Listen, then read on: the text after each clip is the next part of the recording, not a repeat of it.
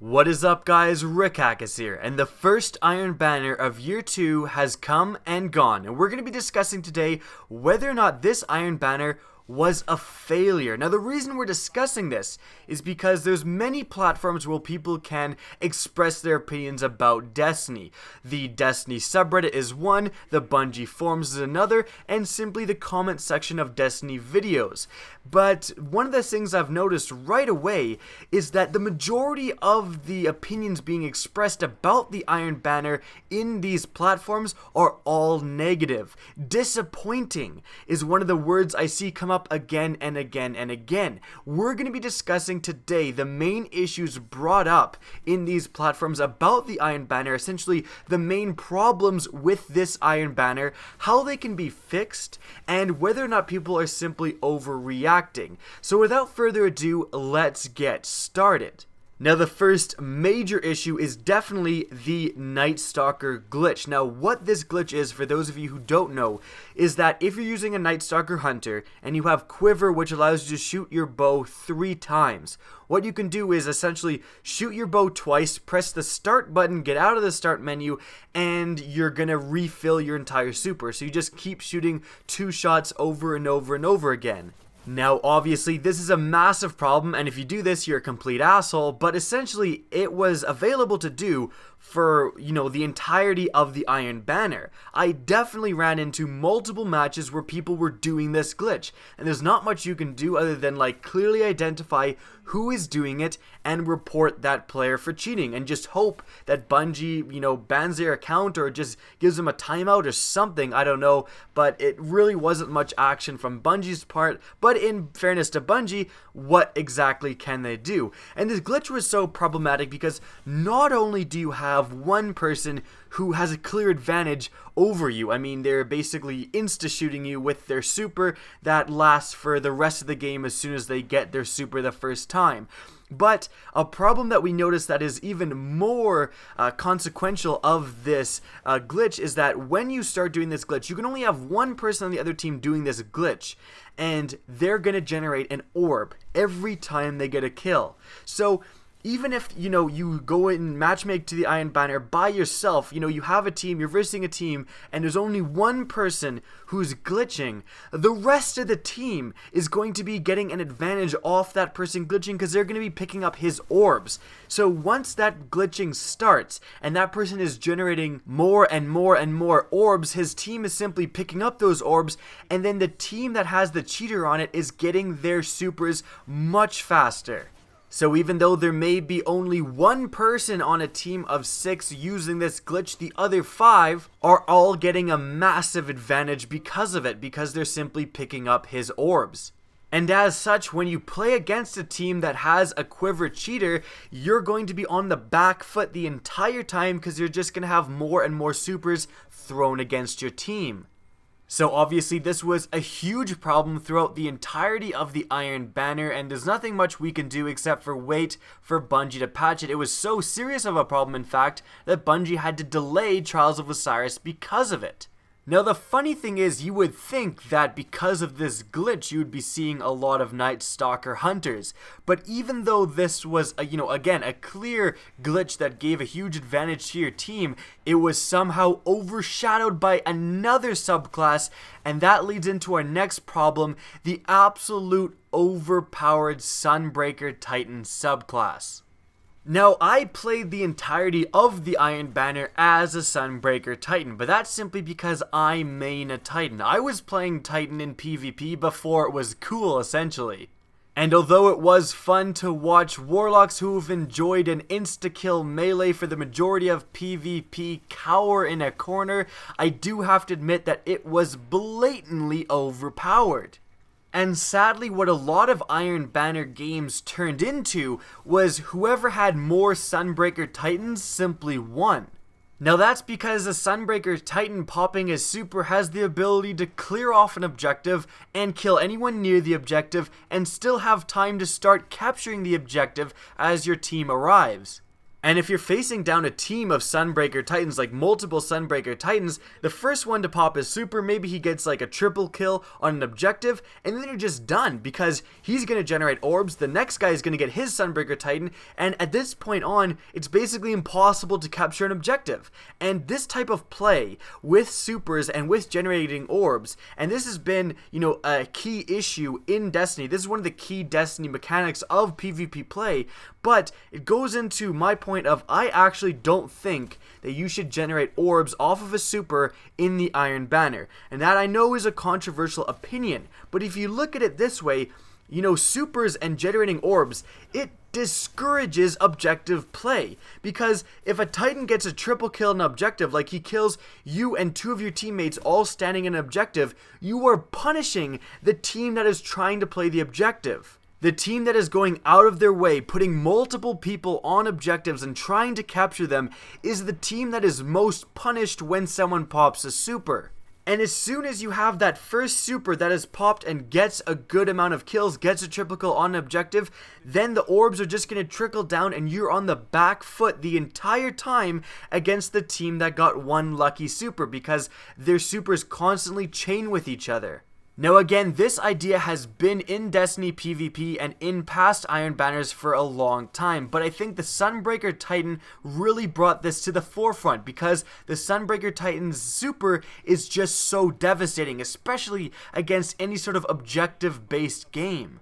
Again, the team that's actually trying to play the objective, putting multiple people on flags, is the team that is punished by the enemy supers and the ability to generate orbs and then have an advantage for the rest of the team. The team that simply waits by the objectives and camps the back of the map is the team that has the advantage, which is not how you construct a competitive PvP environment, especially when you have objective-based games. Now again, what I'm bringing up is some deeper PvP problems, especially with the whole generation of orbs, chaining supers thing, but on the surface, the main thing that needs to change is that Sunbreaker Titans need to be nerfed. There's just no other way around it. And I think the main thing is that they need to have less health when they initially pop your super, because you can't even shoot them in the head with a sniper that can kill off res, and you can do that to any other super basically. And you can't shoot them with a rocket launcher, they resist rocket launchers. You can't shoot them with golden guns. They basically resist everything. That combines with the Cauterize perk that lets Sunbreaker Titans heal themselves on every kill.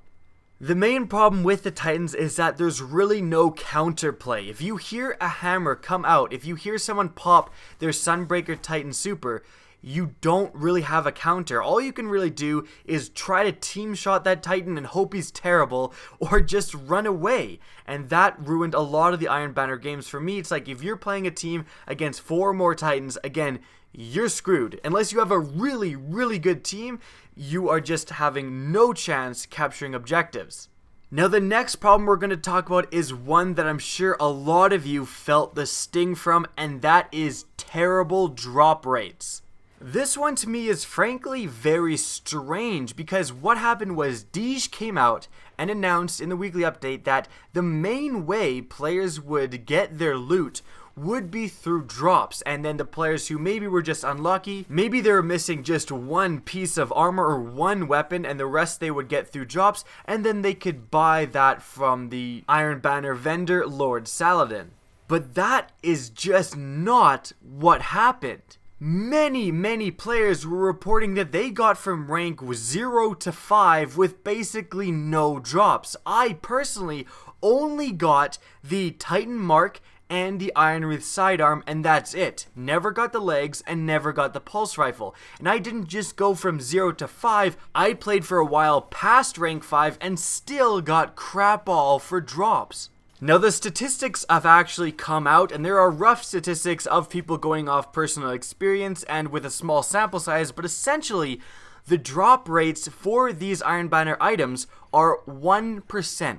So if you finish a game, you have a 1% chance to get each Iron Banner item. Now, the higher level you are, the more items you have a chance to get, but essentially that is an extremely low drop rate, and people are saying that it might actually be lower than the previous Iron Banner drop rates. So this is why it's so strange, because why in the world would Deej come out and say that the drop rates are greatly improved and the way you're going to get loot is the drop rates when that's absolutely not the case? Now there's really only two possible scenarios to explain this.